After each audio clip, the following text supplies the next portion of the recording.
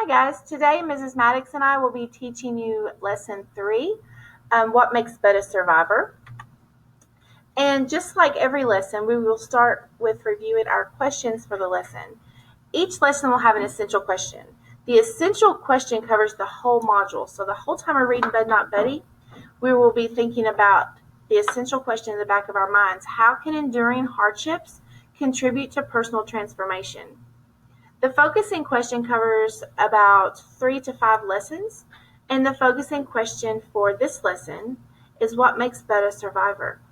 The content framing question, it's like the agenda your I can statement for that you've had in elementary school. So the example would be, what does analysis of Bud's reactions to events in this chapter reveal about his character? And the craft question is, how do topic statements work? So the craft questions always pertain to writing and those skills. So how do topic statements work? We're going to look at that in this lesson. Now, your reaction typically shows what you're thinking about something. If you're surprised, your face usually shows that you're surprised. If you're angry, your face usually shows that you're angry. Yeah, like Miss Max is in. Now, your reactions reveal your opinions.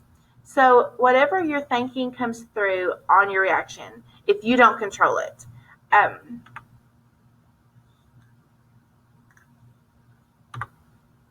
So if you look at this picture of this cat, you could probably tell how he is responding to the situation that he is in.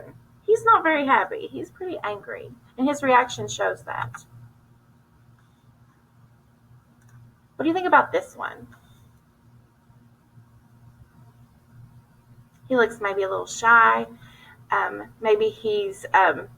Maybe he has done something he's not supposed to do, and he looks scared because he's going to be in trouble.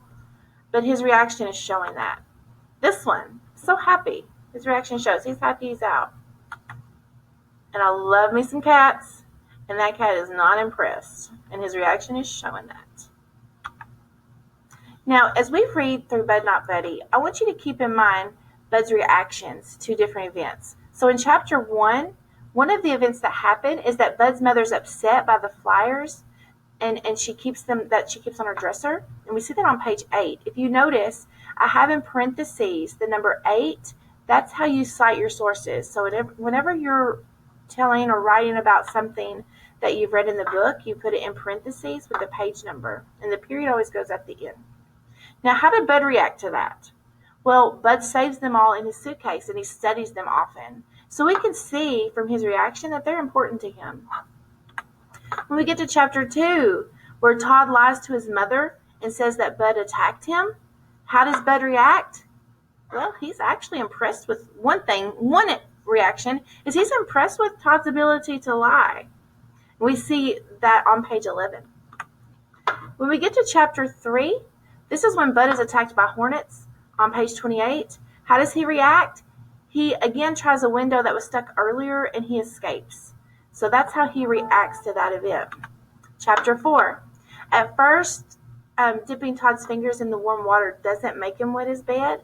How does he react? He tries dumping the water on Todd's pants, and then Todd wets his bed. And that's on pages 34 and 35.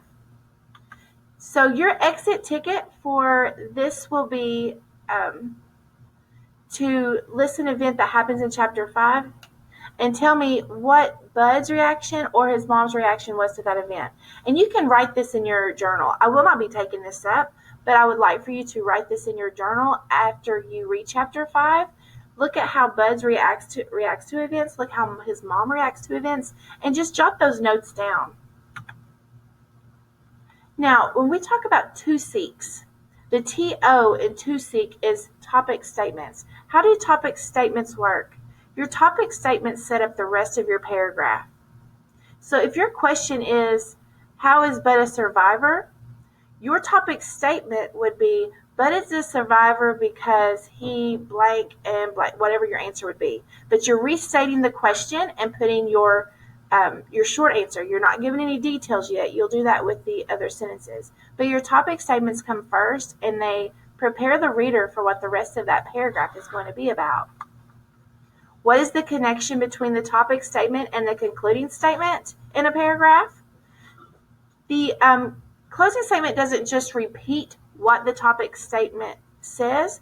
So if your topic statement says, Bud is a survivor because A and B, whatever the reasons you give, you're not going to repeat that same sentence in your closing statement. You might say something like, in conclusion, Bud is a strong survivor through hardships, period. But a good rule to use when writing your closing sentence is to use the transition in conclusion. So your homework to go with this video lesson is to read Chapter 5 and take the quiz that will be posted underneath Module 1. Make sure you check the agenda slides, and it tells you everything that's expected for this week.